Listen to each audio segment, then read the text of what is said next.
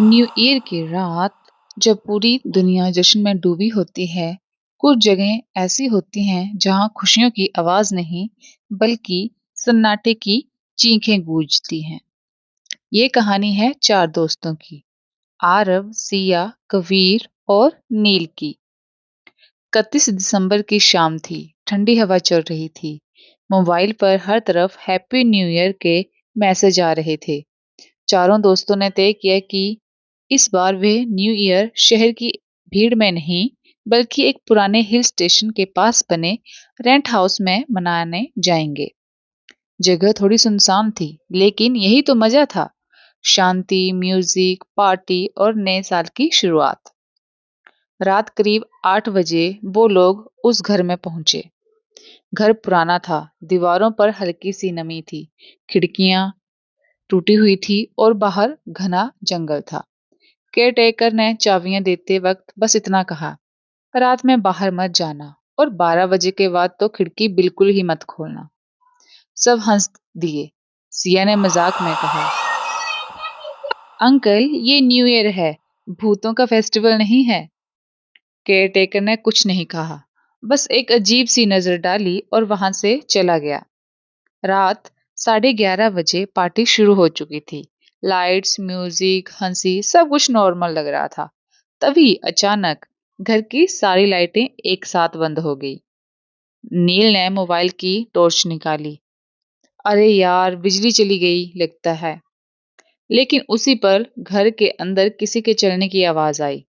थप थप, जैसे कोई नंगे पांव लकड़ी के फर्श पर चल रहा हो। कबीर बोला, शायद ऊपर वाला फ्लोर होगा। लेकिन यह घर तो सिंगल स्टोरी था। सुबह सब एक दूसरे की तरफ देखने लगे।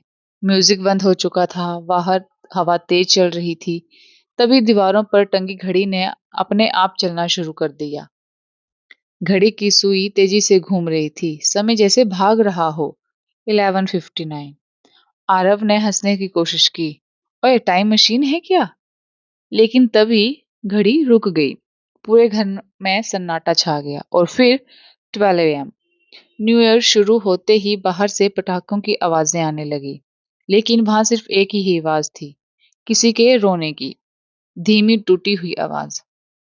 नया साल, मेरा आखिरी साल। सिया डर के मारे रो पड़ी। ये कौन है? रोने की आवाज अब घर के अंदर से आ रही थी। धीरे धीरे वो आवाज हंसी में बदल गई, अजीब डरावनी हंसी। खिड़की अपने आप खुल गई। ठंडी हवा के साथ एक परछाई अंदर आई। उसका चेहरा साफ नहीं दिख रहा था, लेकिन आंखें बहुत चमकदार थी, जैसे अंधेरे में जलती हुई। वो बोली, हर साल कोई न कोई यहाँ न्यू ईयर मनाने आता है और फिर यहाँ से कभी नहीं जाता। नील चिल्लाया, हम चले जाएंगे, प्लीज हमें जाने दो। परछाई ने सिर झुकाया। नया साल, नई शुरुआत और किसी एक की कहानी का अंत। अचानक दरवाजा जोर से बंद हो गया। कमरे की दीवारों पर अजीब से नंबर उभरने लगे। 2019, 2020, 2021, 2022 एंड सो ऑन। हर साल के आगे एक नाम था और आखिरी में था 2025, खाली। परछाई ने आरव की तरफ देखा। आरव की सांस तेज हो गई। नहीं नहीं। तभी मोबाइल में न्यू ईयर का नोटिफिकेशन आया, वेलकम 2025। और उसी पल घर की सारी लाइट्स वापस आ गई। सब कुछ शांत हो गया। वो परछाई भी अब नहीं थी। सब दोस्त फर्श पर बैठकर कांप रहे थे। सुबह होते ही वो लोग वहां से भागते हुए निकल गए।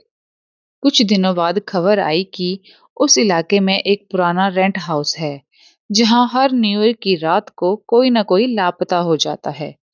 आरव आज भी जिंदा है, लेकिन हर न्यू ईयर की रात 12 बजे उसके फोन पर एक अनजान नंबर से मैसेज आता है, अगला न्यू ईयर तुम्हारा इंतजार कर रहा है।